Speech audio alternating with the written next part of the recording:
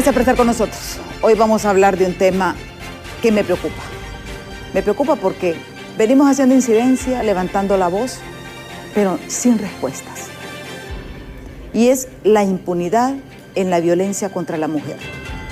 Miren, es una cosa terrible lo que está sucediendo. Pero peor es la indiferencia y la apatía, no solo de las autoridades, sino que de la misma ciudadanía. Hasta el 30 de septiembre se habían registrado 317 muertes violentas de mujeres en el país durante este año. 317. Vean ustedes. El 47,3% de las mujeres eran menores de 50 años.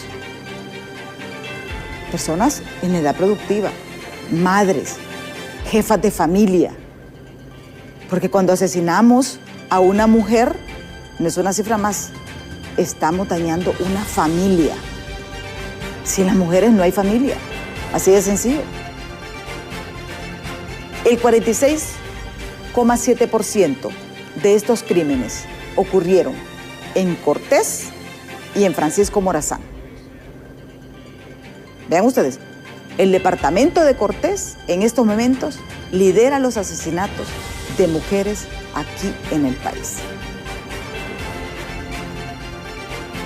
¿Por qué se han tornado imparables los asesinatos y agresiones en contra de las mujeres? ¿En qué hemos fallado como sociedad realmente? Porque nos preocupa. Y nos preocupa esto. Los hondureños pagamos impuestos para que se nos brinde seguridad y justicia, porque no es que se sacrifica, ningún gobierno se sacrifica. Nosotros pagamos para que se nos brinde con nuestros impuestos. Y vamos a comenzar de la realidad. ¿Qué ha hecho el Ministerio de Seguridad por mejorar la investigación de estos crímenes? ¿Qué ha hecho el Ministerio Público? ¿Qué ha hecho la Corte Suprema de Justicia? ¿Saben qué? La respuesta es nada. Porque del 100% de esos casos, apenas y con suerte se llega a judicializar un 5%. Yo aquí les voy a recordar a todos, si no fuera por los medios de comunicación, muchos de estos casos quedarían impunes. El caso de, y cuando hablamos de violencia de todo tipo, el caso de Angie Flores, de Belkis Molina, la chica de San Pedro que se me olvida que el exnovio la atropelló, el caso de esa abogada que fue atropellada por un desgraciado que la asaltó. Y si no se viraliza ese caso, queda en la impunidad, porque esa es otra cosa. Están dando seguimiento en lo que hay presión, pero eso no debe ser así. Y yo voy a decir algo aquí también. Yo creí que con la incorporación de la doctora Yulisa Villanueva, esto iba a mejorar. Pero ¿saben qué? No mejoró. Ya está aquí con nosotros Cristina Alvarado, del Movimiento de Mujeres Visitación Padilla. Gracias, Cristina, por estar aquí con nosotros. Le hice madrugar. Bueno, madrugar siempre madrugo, Emma. Muy buenos días, pero efectivamente, gracias por la invitación. Esto ha sido recurrente en este programa, hemos compartido muchas reflexiones. ¿Tantos años desde? Tantos años. Bueno, creo que empecé a venir y no tenía canas en mi cabello. Pero sí, efectivamente, es sumamente preocupante, sobre todo porque se tenía la esperanza de que iban a haber cambios sustanciales y nosotras entendemos que los cambios requieren voluntad política, compromiso, recursos, pero sobre todo es todo un estamento o toda una institucionalidad que responde y se sensibiliza a esta pandemia silenciosa, que sea que tengamos COVID, sea que vengan cambios climáticos, que tengamos, por ejemplo, tormentas, a quien impacta más es a las mujeres, porque no se detiene todos estos niveles de violencia. Y esas diversas manifestaciones de la violencia que pareciera que la sociedad está letargada, y no creo que letargada, es sumamente tolerante ante las violencias que sufren las mujeres. Y ya lo vimos, usted hablaba de este caso de San Lorenzo. Una cosa terrible. Terrible. 7 hombres observando. 7 hombres. Y ninguno pudo intervenir. Y no para más el perrito. Para más el perro. El perro, y podemos ver la imagen ahí. El perro fue el único que medio intentó y no podía hacer mucho. 7 hombres, señores. No, eso es... No sé cómo decirlo. O sea, no sé si es que nosotros estamos perturbados mentalmente y nos hemos acostumbrado a tanta violencia, a tanta impunidad, que ya ni siquiera queremos meternos. No estamos perturbados, porque si lo colocamos en el asunto de que estamos medio locos, entonces, pobrecito, es loquito, está loco, por eso agrede a las mujeres. Esto que ustedes ven ahí en la televisión no es más que una expresión de violencia, de relaciones desiguales de poder. ¿Por qué los hombres a su alrededor no reaccionan? Porque probablemente ellos agreden también a sus parejas, porque además, como sociedad, hemos educado para que el ejercicio de la violencia medie la resolución de conflictos. Y muchas de estas personas han vivido en sus hogares, han visto cómo sus padres ejercen violencia contra su madre, cómo este es un ciclo que se repite. La madre frustrada con todo el problema que vive de violencia también la repite en sus hijos e hijas. Y estos chiquitines van y lo hacen en la escuela con menores de edad. Entonces, efectivamente, es algo terrible que está ocurriendo en los hogares hondureños, y lo que más preocupa es la ausencia de políticas públicas, de campañas de prevención, de efectivamente abordar este problema que se gesta en los hogares hondureños, pero que además tiene una dimensión social y pública. Hoy las mujeres estamos en la total indefensión donde sea que estemos, en nuestras casas, en los parques, en las iglesias, en las escuelas, en los colegios, en la universidad, en todos estos espacios, en los trabajos. Las mujeres son víctimas de agresiones y de violencias. Sí, y esta indefensión es lo que realmente preocupa, porque aquí, hay que decirlo, hay instituciones, aquí estamos viendo el otro caso, San Pedro Sula. Esa niña fue brutalmente atropellada por su expareja. Imagínense que la jueza lo que dijo, juez o jueza, no sé quién fue, que no había podido acreditar que era exnovio. Es que no era necesario. No era necesario. O sea, es que es una agresión. Y ya no es solo agresión, es una tentativa de femicidio. Óigame, ¿verdad? Atropellarla y regresar y volver a agredirla. Eso es intento de femicidio.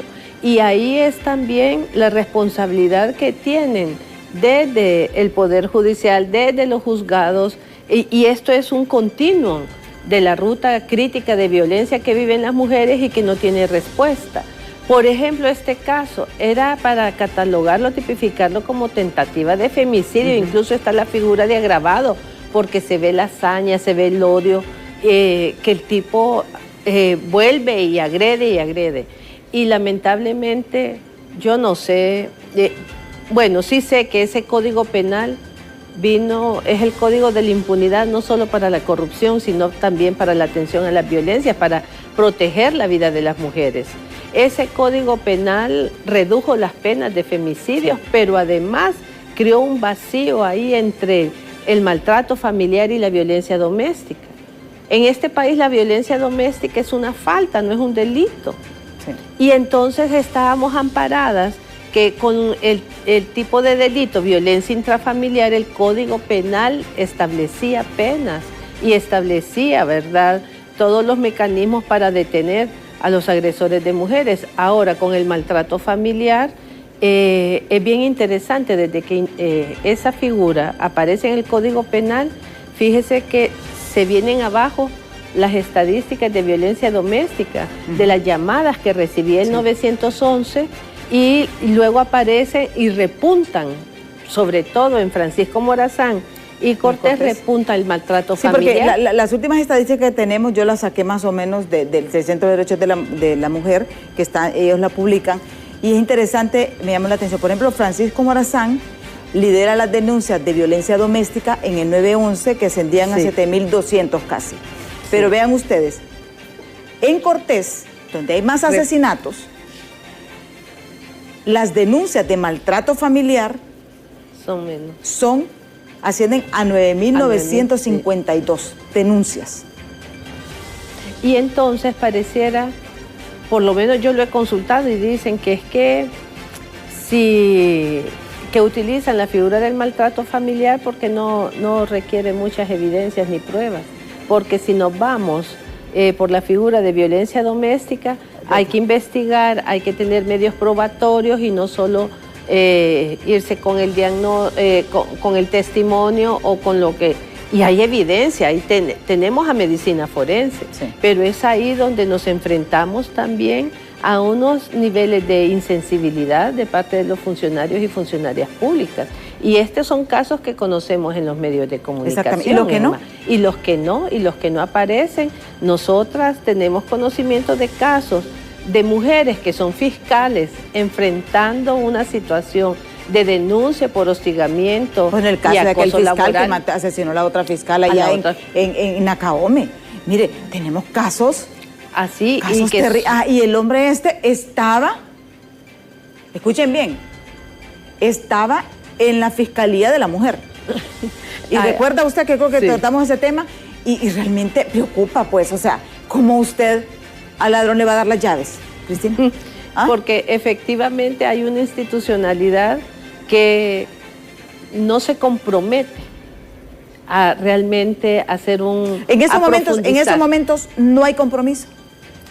Pues al parecer, porque nosotras hemos venido lidiando históricamente, demandando respuestas. Somos parte de una comisión de seguimiento a la muerte violenta de mujeres y femicidios, que es del más alto nivel, donde hemos colocado propuestas. Estamos discutiendo una ley de alerta morada para las mujeres desaparecidas, pero además hay una declaración del ministro de Seguridad de que se van a comprometer y que le van a dar impulso a las investigaciones de muerte violenta de mujeres y femicidios. Sin embargo, vemos, es que eso que usted dice, ¿cómo le voy a dar las llaves al ladrón si ni siquiera investigan a lo interno de esas instituciones todos los abusos, las violencias y atropellos que viven las mujeres? Las mujeres policías no están exentas de vivir abuso sexual, acoso y hostigamiento laboral y violencia de parte de sus parejas. Las mismas fiscales. Nosotras tenemos casos de fiscales que han denunciado a sus jefes por el acoso y el hostigamiento sexual. Y la respuesta que da la institucionalidad y la respuesta que da las sentencias que reciben, de veras que dejan mucho que desear porque las colocan en la total indefensión. Al final, quienes son removidas, prácticamente castigadas, son las mujeres, que las remiten a fiscalías allá en el interior del país, o simplemente, ¿verdad?, la sentencia que reciben no está acorde a la dimensión del delito que plantearon. Y así nos enfrentamos en este continuo desde la investigación, desde la puesta de la denuncia. Cuando muchas mujeres van a denunciar, empiezan los policías a decirle, pero mire, piénselo bien, que lo va a llevar preso, a lo mejor es que perdió los estribos, justifican. Hay una justificación y una naturalización de la violencia, que por eso los hombres no reaccionan ante esta situación, porque muchos de ellos también ejercen violencia en sus hogares, y eso es producto de una educación recibida o del maltrato recibido en sus casas. Sí. Y mire, y aquí vamos a ahondar otro tema, lo que sucedió en Támara. O sea, es un magnicidio. Es un magnicidio. Y a este momento no tenemos respuesta de nada. Es más, una madre estaba demandando que efectivamente le entregaran el cuerpo de su hija porque le dieron un cuerpo equivocado. Pero además la responsabilidad que tiene el Estado ante estas 47 femicidios. Estas mujeres estaban bajo el resguardo del Estado de Honduras.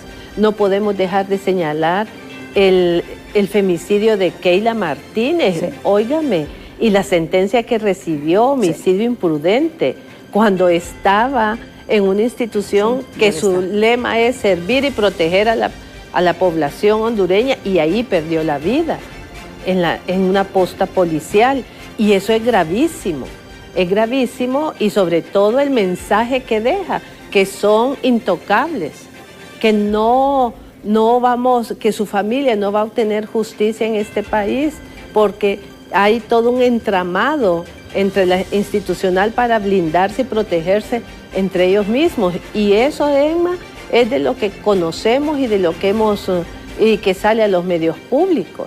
Porque si usted recuerda, el caso de Keila lo plantearon en principio como un suicidio, cuando las evidencias y ahí la intervención de Yulisa Villanueva para efectivamente plantear desde su experticia, que es la medicina forense, que efectivamente todo lo que señalaba ahí era que era un homicidio y no que era un femicidio y no un suicidio.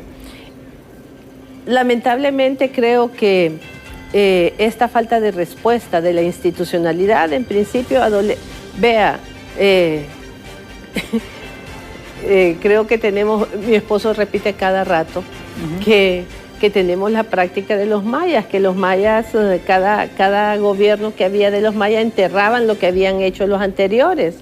Y lamentablemente creo que esa es una dinámica que seguimos manteniendo, y eso impide que efectivamente recuperemos buenas prácticas. Y no debería de ser así, por el hecho de que, vean ustedes, las instituciones que más estabilidad tienen en este país son las del área de seguridad y justicia.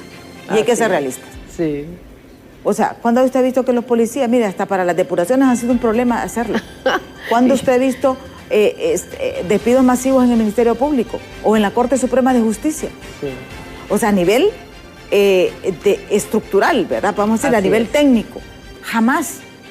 ¿Y cómo es posible que mantengamos entonces todos estos niveles de impunidad? O sea, es inconcebible para mí. Porque yo digo, ellos tienen hijos, tienen parientes. Sí. Y hasta que les tocan a alguien de ellos, bueno, miremos el caso de la fiscal asesinada en Nacaome.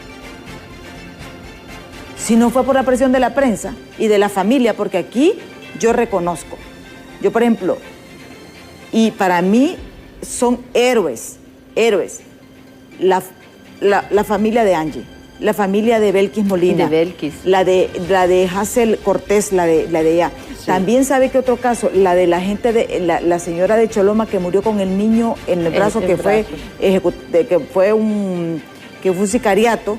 Esa familia desde Nicaragua han estado enviándonos cuestiones. Miren, se está pagando, miren, se está pagando. O sea, no podemos ser indiferentes a esto. Y esos son los casos. El caso de esta niña también de Intibucá, ¿verdad? Sí. La de la celda, ¿cómo se llama? Keila Martínez. O sea, nosotros no podemos olvidar esos casos.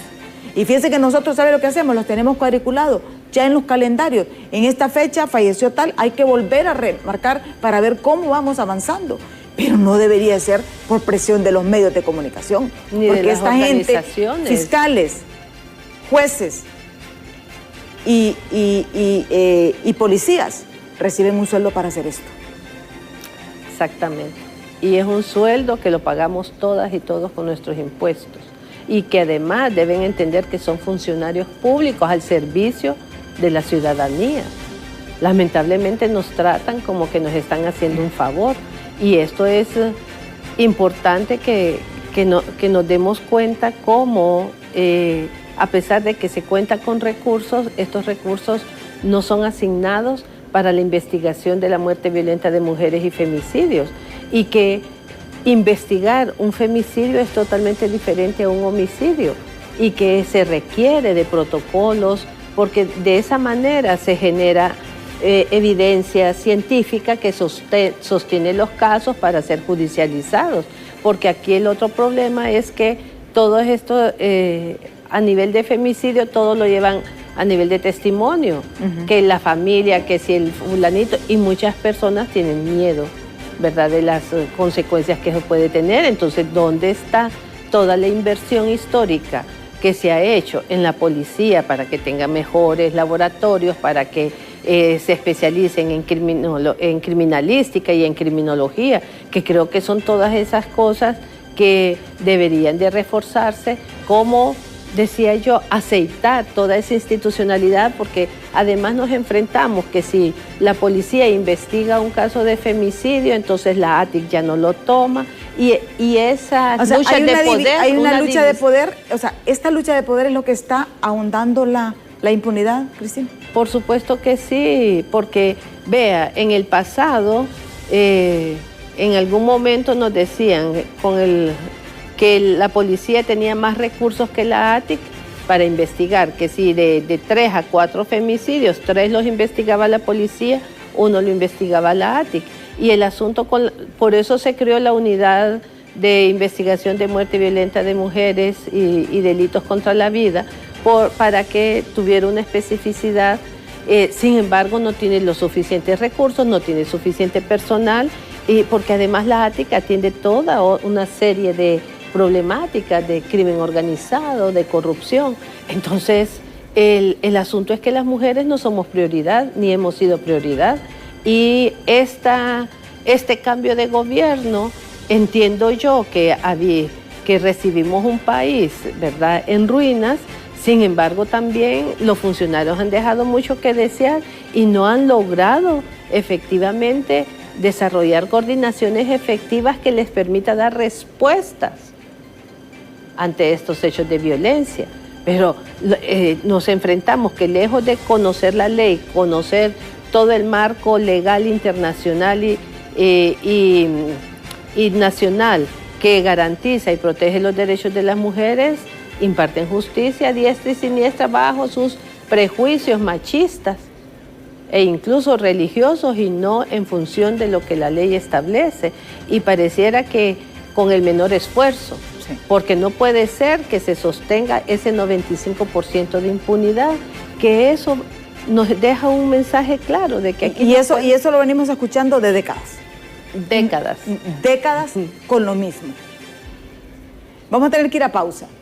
Cuando regresemos vamos a analizar también otro aspecto. Y son las actitudes de los agresores. Cristina nos dice, se sienten intocables, se sienten impunes. Pero sí nos sorprende que la mayor parte de los agresores de estas mujeres, vean, cuando les toman la fotografía, aparecen hasta riéndose, cuando la policía los presenta. ¿A qué se debe esto? Y esto indigna más. Pero después de pausa, no nos cambien.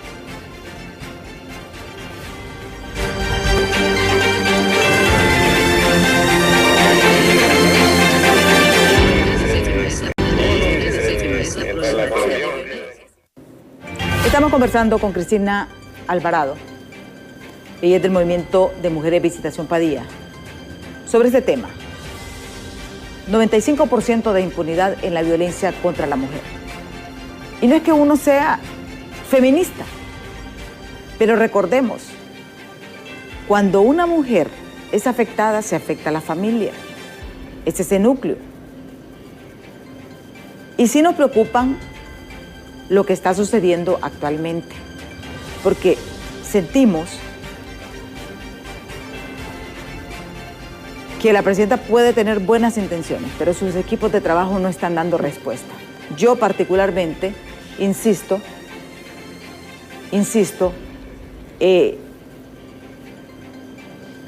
esperé mucho más de Yulisa Villanueva, porque ella conocía la realidad. Y al final, no tenemos nada. ¿Qué respuesta tenemos del caso de Támara? ¿Qué respuesta tenemos del caso de Belkis Molina? ¿Qué respuesta tenemos de las 3 muchachas de Cedros, como nos decía nuestra productora Alejandra Rivera? Nada, ninguna respuesta. ¿Qué respuesta hay de Angie? De Keila. También de aquella jefa de la DPI de Santa Rosa de Copán.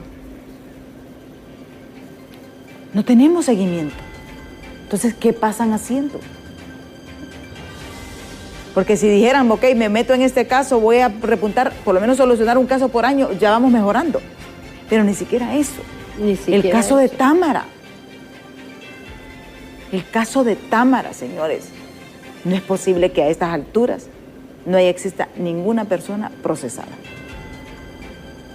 Y ese caso es terrible porque 2 semanas antes las mujeres habían advertido que las estaban amenazando, que les decían. Entonces, ahí hay complicidad, ahí hay cosas interesantes que investigar, hay corrupción, pero además la responsabilidad que tiene el Estado de Honduras por garantizar y proteger la vida de 46 mujeres que estaban bajo su resguardo. Habían cometido algún tipo de delito, pero estaban pagando, condenadas. Yo creo que ni condenadas estaban, sentenciadas, pero al final es sumamente grave cuando PENFAS en algún momento de su historia como institución fue ejemplo. Fue durante muchas décadas. Por muchas décadas, ¿verdad? De procesos de recuperación y de insertación a la sociedad de mujeres. Y es que fue bien interesante toda la metodología implementada que ayudaba y los riesgos que vivieron. Ahí hay niños y niñas que nacen en PENFAS. Sí. Y fue realmente, yo no me imagino el horror que vivieron. Y no tenemos nada. No tenemos nada, absolutamente. No tenemos absolutamente nada. Y Emma, y esto es histórico, el Ministerio Público jamás ha presentado un informe de qué logran judicializar, cuántos requerimientos fiscales realmente llevaron a término, cuántos, ¿verdad?, fueron juzgados, cuántos de esto que hicieron se lograron sentencias. De la Corte Suprema de Justicia sabemos, pero esa mora judicial es enorme. Y es responsabilidad de todo ese estamento. Y no pueden decir que no se ha invertido. Yo espero que sea una inversión y no un gasto. En sensibilizar, en formar. Y hay avances de jueces, de personas súper comprometidas, pero son las personas, no la institucionalidad que responde. Y lo otro es que se mueven, a pesar de que usted dice como que hay reglamentos y estatutos, pues mueven a las personas en función de intereses políticos, que creo que ese es el otro daño tremendo que se le está haciendo a la institucionalidad y que no responde a las demandas de la ciudadanía, es todo ese juego político y que entonces nos deja en la total indefensión, porque sí, protegen a los agresores, protegen a los corruptos. Y las familias, estas mujeres que les arrebataron la vida, quedan ahí, en el silencio. El caso de ahorita, por ejemplo, de Olancho, de ese hombre que mató a la esposa por celos en frente del hijo, y el hijo le decía que no, por favor, papá, y después se suicidó. ¿Se puede imaginar el trauma para ese niño? Y me pregunta usted, ¿quién atiende el trauma de esa criatura? ¿Cómo evitamos que ese muchachito, derivado de ese trauma, luego no se convierta en un agresor? O se deja agredir, porque ese es el camino, esa es la ruta de la violencia. Y ahí es importantísimo que nos percatemos como sociedad, que cada quien en su hogar reflexione y analice de cuáles fueron los patrones en que fueron educados. Fueron patrones machistas, de imposición, de fuerza, de castigo, y eso prepara a las mujeres y a los hombres, una para ser agredidas y los otros para ser agresores. O hay hombres también que permiten la agresión porque fueron agredidos desde muy pequeños en sus hogares. Y sumémosle a eso toda esa tolerancia social ante la violencia, porque es un sistema que educa para que soportemos y toleremos eso como algo que viene en el paquete de la relación. porque si a mi mamá la maltrataron, pues entonces supuestamente eso viene y lo vemos reflejado. Y como no hay tratamiento, acompañamiento psicológico, cree que es una conducta normal, porque eso es lo que sucede, ¿verdad? Exacto. O sea, si una niña viene de un hogar violentado, ella cree que ese es el entorno normal. Ese es el entorno normal. Y que entonces tiene que aguantarlo, porque lo otro es que su destino es ser esposa y madre. Y hay que proteger esa familia y el otro asunto es que si ella no tuvo papá, porque las abandonó, porque se divorció, por lo que sea, entonces ella repite la misma historia y dice, no, yo no quiero que mis hijos crezcan sin papá, aunque eso sea un infierno, sí, aunque eso le represente perder la vida. Y en tanto la sociedad no asuma que también esas violencias se gestan en el hogar y preparamos a las hijas y a los hijos desde esos patrones, esos roles, esas conductas violentas, ¿verdad?, de autoritarismo dentro de casa, mientras los hombres no se cuestionen ese poder y privilegio de dañar a las mujeres, no vamos a avanzar. Y el Estado de Honduras es responsable porque no invierte casi nada en prevención. Bueno, de hecho, ¿se acuerdan con la tasa de seguridad? Sí. Y que decían, yo recuerdo que una vez dijeron que ni el 5% de esa tasa de seguridad era invertida en prevención, en educación, y todo lo que se ha invertido acá es en armas, en fortalecer a la policía, a los militares. Pero imagínense que ahorita en estos momentos no tenemos, por ejemplo, una clínica oficial, por ejemplo, para tratamiento psiquiátrico de violencia, o sea, acompañamiento psicológico. O sea, o son ONGs o son organizaciones, sí, pero no del Estado. Tenemos solamente 2 hospitales psiquiátricos. Y que no necesariamente atienden bien la problemática. Exacto. Y no atienden eso porque le dan prioridad a los casos graves. A los casos graves y que ya tienen una patología, esquizofrenia, sí. Pero, o atienden a las mujeres que sufren violencia, pero medicándolas. Y no es esa la intervención, se requiere un acompañamiento de la pareja para que también el hombre reconozca la responsabilidad que tiene, porque lo primero que hace es responsabilizar a la mujer. Es que si vos no hubieras hecho esto, es que si vos hubieses tenido la comida lista, y no asume que el agresor es él y que tiene un problema serio que debe ser tratado, porque la violencia, no nacieron violentos, no, se hicieron violentos, y entonces pueden sanar esa situación. Sin embargo, si no hay políticas públicas, no hay instituciones. Vea, hoy tenemos, afortunadamente tenemos el programa Ciudad Mujer que atiende a las mujeres, sí, ¿verdad? Víctimas y sobrevivientes de violencia, que es un esfuerzo y hay que reconocer del Estado. Es un buen proyecto. Exacto, es un buen proyecto y afortunadamente está relegado. No está relegado, está funcionando muy bien. Están asumiendo cosas que no asumieron en el pasado. Por ejemplo, van a las comunidades a buscar a las mujeres para que se atiendan y todo, ¿verdad? Y hay una apertura, y están funcionando, creo que son 5 Ciudad Mujer los que hay, y están haciendo un esfuerzo enorme ahí para que efectivamente ese programa llegue a las mujeres que lo necesitan. Y así me gustaría que tuviésemos una institucionalidad que atienda a las víctimas del abuso sexual, que dejan un trauma terrible. Y esto lo podríamos hacer si realmente los gobiernos que hemos tenido le apostaran a la población, le apostaran a la agenda social y le apostaran efectivamente a cumplir con el mandato de ser funcionarios, de ser tomadores de decisión, pensando en la ciudadanía, en este país y no en sus intereses particulares. Sí. Tenemos ya varios mensajes que nos han escrito al 3182-5600, tanto los que nos miran por nuestro canal BTV y también los que nos siguen a través de Acción Radio a nivel nacional. Dice, me da igual que el fiscal sea interino o permanente. Lo que queremos es que se esclarezcan todos los casos de violencia y asesinato en contra de las mujeres y que sea un tema de prioridad. Estamos cansadas de ver tanto maltrato, violencia, agresiones y ningún ente hace nada al respecto. Y esa es la percepción. Esa es la percepción. Egma, pero es que si nosotras contáramos, y no terminaríamos de todas las experiencias, de todas las situaciones que las mujeres enfrentan en su anhelo de justicia en este país, y que a pesar, nosotras decimos, no deberíamos de existir como organización para facilitar estos procesos, sino que esa institución debe abrirse, ¿verdad? Tratarlas con dignidad, con respeto y reconocer sus derechos. Pero aquí las influencias de poder, la corrupción que hay, que no podemos dejar de decirlo, ¿verdad? Mira, este caso es tanto, sí.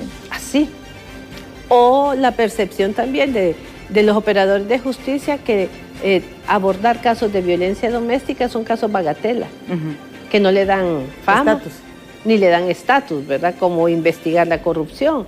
Entonces, hasta esas cosas tenemos que plantearnos y lamentablemente los prejuicios machistas que viven los operadores, sean hombres o mujeres, a pesar de esos esfuerzos históricos, porque se ha invertido cantidad de recursos, ¿verdad?, en su formación, porque estamos hablando, muchas veces creemos que solo es Tegucigalpa, pero tierra adentro, Francisco Morazán y Cortés repuntan porque hay una densidad poblacional, pero los hechos de violencias y femicidios es en general en todo el país. Y ya vemos los reportes en Lempira. Sí, Lempira, por ejemplo, usted, sí, ¿verdad? Y creo que ahí ya lo conversábamos entre nosotras, que hay una situación de violencia contra las mujeres que prevalece, que es existente, pero en este momento se agudiza por el abuso del alcohol y las drogas. Ya Honduras no es un país de tránsito, Honduras es un país consumidor de drogas. ¿Y la droga está afectando? A lo largo ¿Ha disparado la droga los casos de violencia contra la mujer en Honduras? Yo creo que sí, y lamentablemente no estamos haciendo investigaciones. El IADFA debería de hacer una investigación al respecto, hacer este cruce de variables, coordinar con el INE, porque vea qué interesante, el Instituto Nacional de Estadísticas este año puso, dentro de la encuesta permanente de hogares, puso también esa parte de investigación sobre violencia contra las mujeres, y eso nos va a aportar elementos e información que nos va a permitir hacer este tipo de análisis, ese cruce del abuso de sustancias, ¿verdad? Cómo agudiza una situación de violencia. Sí. Porque usted lo ve en jóvenes, ve a este muchacho de San Lorenzo. No, una cosa, y riéndose, ¿verdad? Y riéndose. Pero además... Y no es que justifiquemos, porque nada justifica, pero también se tiene que abordar lo que dice usted, el acompañamiento. ¿De qué sirve que este muchacho lo metan preso si no se le da un acompañamiento psicológico? Porque él tiene un daño. Él tiene un daño. O sea, es que no estamos recuperando. Vea, el impacto de la migración en este país, el impacto social, cómo las familias quedaron desarticuladas, cómo varios niños y niñas quedaron al cuidado de la familia, pero esta familia realmente no respondió con protección, seguridad, amor, probablemente respondió desde las violencias. Entonces, esto es un ciclo, esto es algo, ¿verdad?, como una espiral, que si no abordamos las causas estructurales de las violencias, porque esta violencia que viven las mujeres no solo es particularmente las mujeres, está sostenida en problemas estructurales de desigualdades sociales, pero además atravesadas por nuestro origen de color de piel, ¿verdad?, por las edades, por la clase social, ¿verdad?, por el acceso a los recursos. Si no hacemos intervenciones integrales, y creo que es eso, estos gobiernos están dando respuestas simplistas a problemas complejos. Sí. Tenemos más mensajes, vamos a leerlos todos de un solo para que saludes a usted, Egma, y doña Cristina. Como personas pensantes y adultos, es lastimoso haber pensado que iban a existir cambios. Dos razones. Uno, porque ya habían estado al frente del país 2006-2009 y no se obtuvieron resultados, solo incremento de deudas, saqueos, y en esta ocasión suben los índices negativos, crímenes, robos y más. Sin dirección del país, al haber electo una persona de presidente con solo el 6º grado ISO, Honduras es una empresa de todas y se debe gerenciar con conocimientos científicos, no empíricos. Saludos, Lempira Viana, candidato a presidente, dice, del partido líder. Miren, son problemas heredados, yo reconozco. Son problemas heredados y no es que este gobierno los va a solucionar y no es que pretenda yo En 4. Que en 4 años lo va a solventar. Sí. Pero si tenemos que exigirles a los ministros que ejecuten las políticas de la presidenta. Porque la presidenta habló, no más violencia contra la mujer. Así es. Recuerda, ¿verdad? Así es. Y los que están faltando a ese compromiso y a esa promesa son precisamente sus funcionarios y funcionarias. Porque yo me pregunto a estas alturas, elevamos el INAN a nivel de ministerio, a Secretaría de la Mujer. Y entiendo que la Secretaría de la Mujer es el ente rector de las políticas de la mujer. ¿Cómo están articulando entre las instituciones? Sé que no es un trabajo fácil porque estamos enfrentadas al machismo. O sea, es cierto. Sí, pero yo creo que ya no es justificación, ya tiene que haber una reacción. Ya debería. Yo no miro un acompañamiento y con el debido respeto, yo no miro un acompañamiento de la Secretaría de la Mujer en estos casos. Ni siquiera pronunciamiento. Ni siquiera pronunciamiento. Y esas son las demandas Para que más planteamos. La presidenta se ha pronunciado en casos de violencia contra la mujer, pero no el Ministerio de la Mujer. Yo creo que son cuestiones que deben de reflexionar. Vamos a leer los otros mensajes. Buen día, es lamentable el asesinato de mujeres, pero ¿por qué tomarlo como caballito de batalla cuando las estadísticas dicen que de cada 10 muertes en Honduras, 8 son hombres? ¿Es que acaso esos hombres no valen? Lo que se tiene que evitar son las muertes. A propósito, ayer una mujer asesinó a su esposo, así que esto no es contra las mujeres, porque aquí no hay un Jaquil asesinato. Jekyll. ¿Ah? El doctor Jekyll, acuérdese. Un Jekyll asesinando mujeres en la calle. Miren, yo sé que la violencia es generalizada, pero ¿por qué focalizamos la mujer? Porque la mujer representa esa familia, afecta a la familia. Y vean, es que y tampoco desconocemos de que hay mujeres violentas y mujeres que son... Por supuesto. Asesinas, macaneadoras de hombres y toda la cuestión. Y hay casos, usted mismo lo mencionaba. Sí, es que Emma, cuando nos colocamos con este discurso de comparar, empecemos analizando que los homicidios ocurren entre hombres que se asesinan entre hombres, y los femicidios son hombres asesinando mujeres. Pero ni el 1% de mujeres que asesinan hombres. Y muchas responden cuando ya han tenido toda una historia de maltrato y reaccionan desde la violencia ante esa violencia. Pero es bien importante también cómo esta sociedad coloca a una mujer que ejerce violencia, no tiene el mismo reconocimiento ni privilegio que un hombre que agrede. Sí. Y que ejerza violencia. Y creo que es importante señalar esta situación, porque en algún momento, en el pasado, la misma Secretaría de Seguridad decía de que las mujeres estaban siendo asesinadas porque se estaban inmiscuyendo más en el crimen organizado. Exactamente. Y no lo negamos. Sin embargo, cuando vemos las evidencias, cuando vemos las cifras que presenta el Observatorio de la Violencia, señalan que el 65% de los asesinos de mujeres son personas que tienen vínculos sentimentales con ellas. Sí. Cuando analizamos los requerimientos fiscales que se presentan en el Ministerio Público en materia de violencia sexual, señalan que el 75% de los agresores sexuales son personas vinculadas a la familia. A la familia. Cercano de la familia o cercano de la familia. Vamos a leer los otros mensajes. Buen día, saludes. Con mucho respeto, ¿por qué las autoridades... ¿Por qué no hacen leyes para los hombres que maltratan a las mujeres? ¿Cuántas cosas no se ven en casa de gritos, golpes, esa violencia hacia las mujeres? Y también que la mujer denuncie. Hay casos que la mujer no denuncia, es porque las autoridades dejan al agresor suelto.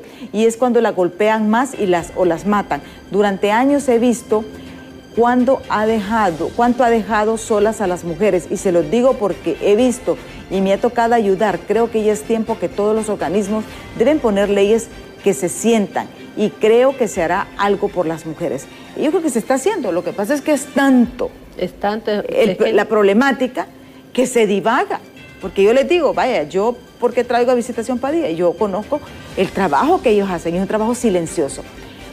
Vamos a leer todos los mensajes para leerlos. Dice, ¿por qué a los delincuentes les tapan la cara en la televisión cuando hay casos que están bien comprobados y los medios de comunicación se prestan a tapar a los hombres que han golpeado a una mujer? Mire, a lo mejor el editor era hombre, fíjese. porque yo, sí, si hubiera revisado antes, pero le vamos a jalar la atención al editor y les pido disculpas. Buenos días, licenciada Emma. Yo pienso que las penas deben ser más severas. Si las autoridades que tienen pruebas como ese video, debe de ser severa y decirlo, 10 años de prisión directamente a este tipo de pruebas, pero aquí ese tipo de pruebas son irrelevantes, no les importa nada, tanto que se preparan para ser fiscales o jueces que al final son los mediocres. Y mire, la gente, vamos con el siguiente mensaje. ¿Por qué los delincuentes les tapan la cara? Ese ya lo habíamos leído. Y ya pedí disculpas también. Buenos días, licenciada Emma. Me voy a referir al caso donde estaban 7 hombres viendo cómo agreden este tipo de parejas. No se sabe si se ha dado cuenta cuando el tercero interfiere en una cosa de estas. Quien queda mal es él. Ellos, ¿por qué? Porque las autoridades no van a hacer nada, solo lo llevan por compromiso o por cumplir con ese error y lo llevan 24 horas preso y después lo dejan libre y vuelve con la mujer y ya están felices. Quien queda mal y de enemigos, la persona que se metió a defender, eso es seguro. Las autoridades que tenemos son las peores porque no les importa nada más que sus intereses personales. Son mediocres. Saludes, Alberto. Y ese es el sentir. ¿Tenemos más mensajes? Emma, pero ahí es que es bien interesante, porque cuando nos colocamos en que al final ellos se van a poner de acuerdo, efectivamente puede ser que regresen. Mire, si algo nos ha enseñado toda esta historia de atender a las mujeres, empezamos nosotras solo dando asesoría legal y de pronto... y en esa asesoría legal las mujeres nos decían, no, pero yo no quiero que él vaya preso, yo solo quiero que se termine la violencia. ¿Ok? Es la misma mujer a veces que lo propicia. Sí, no es que lo propicia, es que además el mandato para ella es estar en función de los demás. Nos han educado para creer que la felicidad, que mi felicidad está en este hombre y que este hombre me va a garantizar y me da posición en la sociedad porque es fulanita, la señora fulana de tal. Sí. Y el otro asunto es que si no intervenimos, cuando no se trata de alguien conocido, pues dice uno, no, yo mejor no me meto en este asunto. Pero y tiene razón él también, si hubieran metido, lo llevan de testigo y después le meten un problema. Pero también hay evidencia, yo creo que ahí es donde reformar la ley. Si está la evidencia, señor, usted no necesita testigos. El video habla por sí solo. Y exactamente. El tiempo se nos ha agotado, nos ha quedado cortísimo. Muchísimas gracias, Cristina, por habernos acompañado. Gracias, Emma. Es un placer siempre conversar con usted y colocar estos temas que son urgentes de atender, son prioritarios y que son problemas estructurales que lamentablemente pareciera que los tomadores de decisión no lo ven así. Sí. Bueno, muchísimas gracias a Cristina Alvarado de Visitación Padilla por habernos acompañado. Ustedes televidentes, 1 millón de gracias. Les deseo a todos que pasen un feliz fin de semana. Yo, si Dios quiere, les espero el lunes en punto de las 7 de la mañana aquí en Diálogo de Impacto. Pero ya está Alejandra Rivera en Hola Honduras con toda la información del momento. Así que no nos cambie, que ya volvemos.